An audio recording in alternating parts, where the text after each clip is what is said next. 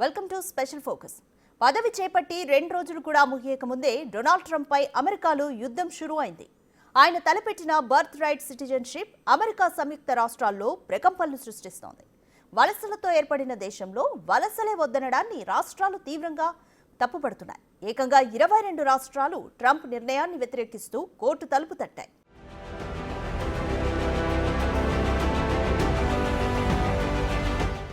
అందరూ ఊహించిన పరిణామమే. కానీ ఊహకందని విధంగా మొదటి రోజే యుద్ధం మొదలైంది. రెండోసారి అమెరికా పగ్గాలు చేపట్టి జనవరి 20న అధికారికంగా ప్రమాణ స్వీకారం చేసిన ప్రెసిడెంట్ డొనాల్డ్ ట్రంప్ కు చుక్కెదురైంది. అదే రోజు ఆలస్యంగా జారీ చేసిన దాదాపు 700 పదాల ఎగ్జిక్యూటివ్ ఆర్డర్పై ప్రపంచ వ్యాప్తంగా దేశాల ఆందోళనకు దారితీసింది. ముఖ్యంగా అమెరికా సంయుక్త రాష్ట్రాల్లో ఇది కాకరేపింది. తల్లిదండ్రుల స్థితితో సంబంధం లేకుండా అమెరికాలో పుట్టిన పిల్లలకు పౌరసత్వాన్ని కల్పించే దశాబ్దాల నాటి చట్టాన్ని ఒకే ఒక్క నిర్ణయంతో రద్దు చేయటంపై అమెరికాలో వ్యతిరేకత వ్యక్తమవుతోంది.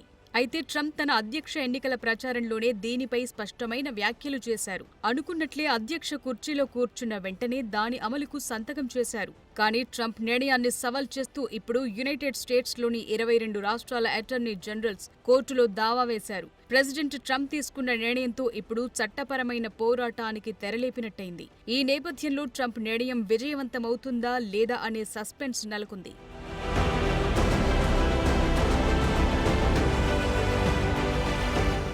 బర్త్ రైట్ సిటిజన్షిప్ అనేది అమెరికాలో దశాబ్దాలుగా స్థిరపడిన చట్టం. 1868లో రాజ్యాంగ సవరణ ద్వారా తీసుకొచ్చిన ఈ చట్టం తొలగించాలంటే 14వ సవరణ తొలగించాల్సి ఉంటుంది. ఇది అంత సులభంగా జరిగే పని కాదు. అందుకే డొనాల్డ్ ట్రంప్ నిర్ణయానికి వ్యతిరేకంగా పలు రాష్ట్రాల అటార్నీ జనరల్స్ కోర్టును ఆశ్రయించారు. జన్మత పౌరసత్వం ప్రకారం ఇప్పటి వరకు అమెరికా గడ్డపై ఎవరు జన్మించినా పౌరసత్వం లభించేది. ఆఖరికి పర్యాటక వీసాపై వచ్చి పిల్లలకు జన్మనిచ్చినా సరే సిటిజన్షిప్ వచ్చేది. అమెరికా రాజ్యాంగంలోని 14వ సవరణ ఈ చట్టానికి రక్షణగా ఉంది. అయితే డొనాల్డ్ ట్రంప్ మాత్రం ఎన్నికల్లో ఇచ్చిన హామీ మేరకు ఈ చట్టాన్ని రద్దు చేశారు. ఈ ఉత్తర్వులపై అమెరికా వ్యతిరేకత వ్యక్తమవుతోంది.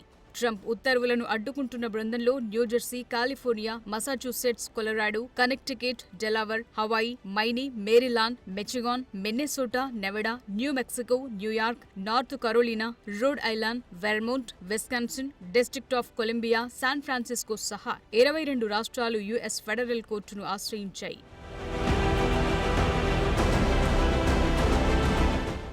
డెమోక్రాటిక్ అటార్నీ జనరల్, వలస హక్కుల న్యాయవాదులు కలిసి జన్మత పౌరసత్వం అనే స్థిరపడిన చట్టాన్ని కాపాడాలనే ఉద్దేశంతో కోర్టు తలుపు తట్టినట్లు పేర్కొన్నారు. అమెరికా అధ్యక్షుడికి విస్తృత అధికారం ఉన్నప్పటికీ ప్రెసిడెంట్ ఏమీ రాజు కాదంటున్నారు. అధ్యక్షుడు పేపర్ పైన సంతకం చేసినంత మాత్రాన 14వ సవరణను ఉనికిలో లేకుండా చేయలేరని New Jersey attorney general Matt Platkin media ద్వారా మండిపడ్డారు. అయితే ఈ 22 రాష్ట్రాల వ్యతిరేకతను కోర్టులో ఎదుర్కోవటానికి సిద్ధంగా ఉన్నామని ట్రంప్ ఆధ్వర్యంలోని వైట్ హౌస్ పేర్కొంది. ఈ వ్యాజ్యాలన్నీ వామపక్షాల ప్రతిఘటన చర్యలు తప్ప మరేమీ కాదని వైట్ హౌస్ వెల్లడించింది. రాడికల్ వామపక్షవాదులు ఆటుపోట్లకు వ్యతిరేకంగా ఈత కొడతారని, ప్రజలు అధికంగా ఇష్టపడేదాన్ని తిరస్కరిస్తారని White House deputy press secretary Harrison Fields ఎద్దేవా చేశారు. కావాలంటే వీళ్లంతా బోర్డులోకొచ్చి అధ్యక్షుడు ట్రంప్తో కలిసి పనిచేయొచ్చని హారిసన్ ఫీల్డ్స్ అన్నారు. అయితే కనెక్టికట్ అటార్నీ జనరల్ దీనిపైన వ్యక్తిగతంగా స్పందించారు. బర్త్ రైట్ పౌరసత్వంపై ట్రంప్ తీసుకున్న నిర్ణయాన్ని అమెరికాలో మొట్టమొదటి చైనీస్ అమెరికన్ గా ఎన్నికైన అటార్నీ జనరల్ విలియం టోంగో కూడా వ్యతిరేకించారు. అయితే ఈ వ్యాజ్యం రాష్ట్ర ప్రభుత్వంతో సంబంధం లేదని, ఇది తన వ్యక్తిగతమని అన్నారు. 14వ సవరణలోనే స్పష్టంగా దాని అర్థమేంటో ఉంది. అమెరికన్ గడ్డపై జన్మించిన వారు అమెరికన్, ఇందులో ఎలాంటి సందేహం లేదన్నారు విలియం టోంగ్. ఇక ఈ ప్రశ్నపై చట్టబద్ధమైన, చట్టపరమైన చర్చ అవసరం లేదు. కానీ ప్రెసిడెంట్ ట్రంప్ పూర్తిగా తప్పు చేశాడనే వాస్తవం తనలాంటి ఎన్నో అమెరికన్ కుటుంబాలకు తీవ్రమైన హాని కలిగించకుండా అతన్ని నిరోధించలేదు. అందుకే కోర్టును ఆశ్రయించినట్లు పేర్కొన్నారు.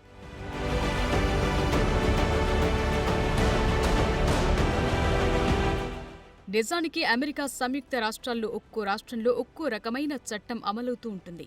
యునైటెడ్ స్టేట్స్ కనీసం 3 సమాఖ్య వ్యవస్థలు, 50 రాష్ట్ర నేర వ్యవస్థలు, వ్యక్తిగత సమస్యలను పరిష్కరించడానికి ప్రతి రాష్ట్రం ఆమోదించిన అనేక వ్యక్తిగత చట్టాలుంటాయి. అంటే అమెరికా సంయుక్త రాష్ట్రాలు చట్టాల సమ్మేళనమని అనుకోవాలి. అందుకే ఇక్కడ ఒకే చట్టం దేశమంతా నడవాలంటే అది సాధ్యం కాదు. 50 రాష్ట్రాల నుండి ఏర్పడిన దేశంలో ఏది ఉత్తమమో ఆ రాష్ట్రాలన్నీ కలిసి నిర్ణయిస్తాయి తప్ప ఒక నాయకుడే నిర్ణయం తీసుకునే నిరంకుశ పాలన కాదు అనే వాదన ఇప్పుడు బలంగా వినిపిస్తోంది.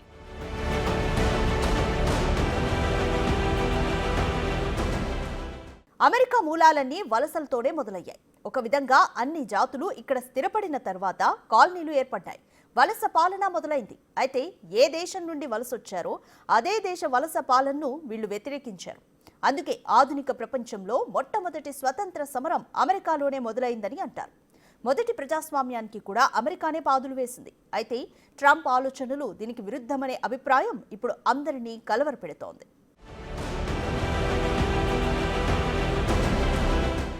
అమెరికన్ ఫెడరలిజానికి సంబంధించిన ద్వంద్వ సార్వభౌమ వ్యవస్థలు రాష్ట్రాలు ప్లీనరీ సార్వభౌమాధికారాలు కలిగి ఉంటాయి. అంటే ఈ దేశంలో ప్రతి ఒక్క రాష్ట్రం వారి స్వంత రాజ్యాంగాన్ని కలిగి ఉంటాయి. అయితే సమాఖ్య సార్వభౌమాధికారం పరిమిత విషయంలో మాత్రం అత్యున్నత రాజ్యాంగానికి అధికారం ఉంటుంది. నిజానికి ఈ రాష్ట్రాలు ఎటువంటి సమాఖ్య రాజ్యాంగ హక్కులను ఉల్లంఘించనంత వరకు తమ పౌరులకు ఫెడరల్ రాజ్యాంగం కంటే విశాలమైన హక్కులను కల్పించే అవకాశం ఉంది. అందువల్ల యుఎస్ చట్టం ప్రత్యేకంగా contract, tort, property, probate, criminal, family law, దేశ పౌరులు రోజువారీ అనుభవించే వాస్తవ జీవన చట్టం ఇవన్నీ ప్రధానంగా రాష్ట్ర చట్టాల పరిధికే లోబడి ఉంటాయి. వీటిలోనూ ఒక రాష్ట్రం నుండి మరొక రాష్ట్రానికి చాలా తేడా ఉంటుంది. సమాఖ్య చట్టంచే అమలయ్యే ప్రాంతాల్లో కూడా రాష్ట్ర చట్టం ప్రధానంగా కాకపోయినా అనుబంధంగా ఉంటుంది. ఇలాంటి వాతావరణంలో ప్రెసిడెంట్ ట్రంప్ పౌరసత్వాన్ని నిర్ణయించే అతి పెద్ద నిర్ణయాన్ని ఏకపక్షంగా తీసుకున్నారు.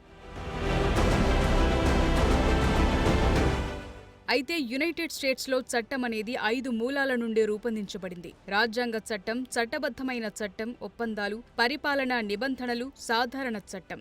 ఇక వీటికి రాజ్యాంగబద్ధత మరో అంశం. అమెరికన్ కాంగ్రెస్ రాజ్యాంగానికి విరుద్ధంగా ఒక శాసనాన్ని రూపొందిస్తే రాష్ట్రాలు లేదంటే సమాఖ్య న్యాయస్థానాలు ఆ చట్టాన్ని రాజ్యాంగ విరుద్ధమని చెల్లనిదిగా ప్రకటించవచ్చు. ముఖ్యంగా ఒక శాసనం రాజ్యాంగ విరుద్ధమని గుర్తిస్తే అది ఆటోమేటిక్గా మాసిపోదు, వెంటనే మరో శాసనం ద్వారా తొలగించబడుతుంది. ఇలా అనేక సమాఖ్య రాష్ట్ర శాసనాలు రాజ్యాంగ విరుద్ధమని అనుకున్న తరువాత కూడా దశాబ్దాలుగా పుస్తకాల్లోనే ఉన్నాయి. ఏది ఏమైనప్పటికీ అమెరికన్లు చెప్పే స్టారే డెసిసిస్ సూత్రం ప్రకారం రాజ్యాంగ విరుద్ధమైన శాసనాన్ని అమలు చేసే దిగువ న్యాయస్థానం ఏదైనా అది సుప్రీంకోర్టు ద్వారా రద్దవుతుంది. దీనికి విరుద్ధంగా ఫెడరల్ రాజ్యాంగ శాసనాన్ని అమలు చేయటానికి నిరాకరించిన ఏదైనా న్యాయస్థానం సుప్రీంకోర్టును ఆశ్రయించి ఆ శాసనంపై తిరగబడే అవకాశం కూడా ఉంది. ఇప్పుడు అమెరికాలో ట్రంప్ నిర్ణయానికి వ్యతిరేకంగా అదే జరిగే ఛాన్స్ కనిపిస్తోంది. అసలు అమెరికా సంయుక్త రాష్ట్రాల ఏర్పాటు, స్వాతంత్ర్యాన్ని చూస్తే ట్రంప్ నిర్ణయం ఎంత నిరంకుశమైందో అర్థమవుతుంది. హిమయుగం ముందు ఇప్పటి అలస్కా ప్రాంతం ఆసియా ఖండంలోని సైబీరియాతో కలుపుతూ సుమారు 1600 కిలోమీటర్ల పొడవైన భూమార్గం ఉండేది. దీన్ని బేరింగ్ వంతెన అని పిలుస్తారు. ఈ మార్గం గుండా సుమారు 25,000 సంవత్సరాల క్రితం ఆసియా వాసులు చిన్న చిన్న సముదాయాలుగా అమెరికా ఖండానికి వలస వచ్చి వివిధ ప్రాంతాల్లో స్థిరపడి సమాజాలుగా రూపొందించారు. 11,000 సంవత్సరాల క్రితం ఈ బేరింగ్ వంతెన సముద్రంలో మునిగిపోవటంతో వీరికి ఆసియా ఖండంతో సంబంధాలు తెగిపోయాయి. తిరిగి ఐరోపాకు చెందిన స్పానిష్ నావికుడు క్రిస్టోఫర్ కొలంబస్ 1493 నవంబర్ 19న పసిఫిక్ మహాసముద్రంలోని ప్యూర్టో రికో దీవిలో అడుగుపెట్టే వరకు వీరిని, వారితో పాటు 2 అమెరికా ఖండాల ఉనికిని మిగతా ప్రపంచం మర్చిపోయింది. స్పెయిన్ సామ్రాజ్య ఒప్పందంతో క్రిస్టోఫర్ కొలంబస్ పలు కరేబియన్ ద్వీపాలను కనుగొని ఈ యుఎస్ మూలవాసులతో ఒప్పందం కుదుర్చుకున్నాడు. తరువాత ప్రస్తుత సంయుక్త రాష్ట్రాల నైరుతి భాగంలో స్పెయిన్ ఒప్పందాల పరంపర స్టార్ట్ అయింది. ఫ్రెంచ్ ఉన్ని వ్యాపారులు అక్కడికొచ్చి కొత్త ఫ్రాన్స్ కాలనీగా పెద్ద పెద్ద సరస్సుల చుట్టూ స్థావరాలు ఏర్పరచుకున్నారు. చివరకు ఫ్రెంచ్ మెక్సికన్ లోయ దిగువ భాగంలోని ఉత్తర అమెరికాలో అధిక భాగం తమ ఆధీనంలోకి తీసుకొచ్చారు. 1607లో మొదటి బ్రిటిష్ ఒప్పందంతో బ్రిటిష్ కాలనీలు ఏర్పడ్డాయి. ప్రస్తుత జేమ్స్టన్లో ఉన్న వర్జీనియా కాలనీ పేరుతో ఇవి ఆవిర్భవించాయి. తరువాత 1620 పిలిగ్రిమ్స్, ప్లేమౌత్ కాలనీలొచ్చాయి.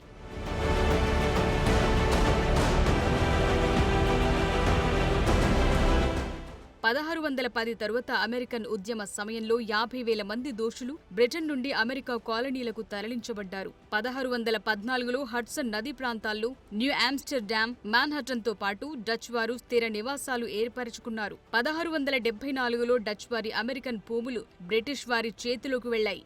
కొత్త నెదర్లాండ్ కాలనీగా ఏర్పడిన భూభాగానికి న్యూయార్క్ అని నామకరణం చేశారు. ఇలా కొత్తగా వచ్చి చేరిన వలసదారుల్లో 3/2 వంతుల వారు 1630 నుంచి 1680 మధ్య కాలంలో ప్రత్యేకంగా దక్షిణ ప్రాంతమైన వర్జీనియాకు వచ్చి చేరిన ఒప్పంద కూలీలే. 1729 నాటికి కొరోలినా, 1732 నాటికి జార్జియా కాలనీలు, మిగిలిన 13 బ్రిటిష్ కాలనీలు కలిసి అమెరికా సంయుక్త రాష్ట్రాలుగా ఏర్పడ్డాయి. అమెరికా అనగానే చాలా స్పష్టంగా అర్థమయ్యేది వలసలతో ఏర్పడిన ఒక దేశం. మూల రెడ్ ఇండియన్స్ ని తరిమేసి కట్టుకున్న వలసవాద దేశం అమెరికా. అలాంటి దేశంలో వలసలను వద్దనటమే ఇప్పుడు భారీ చర్చకు కారణమైంది. మరి ఈ రచ్చ ఏ స్థాయికి చేరుకుంటుందో చూడాలి.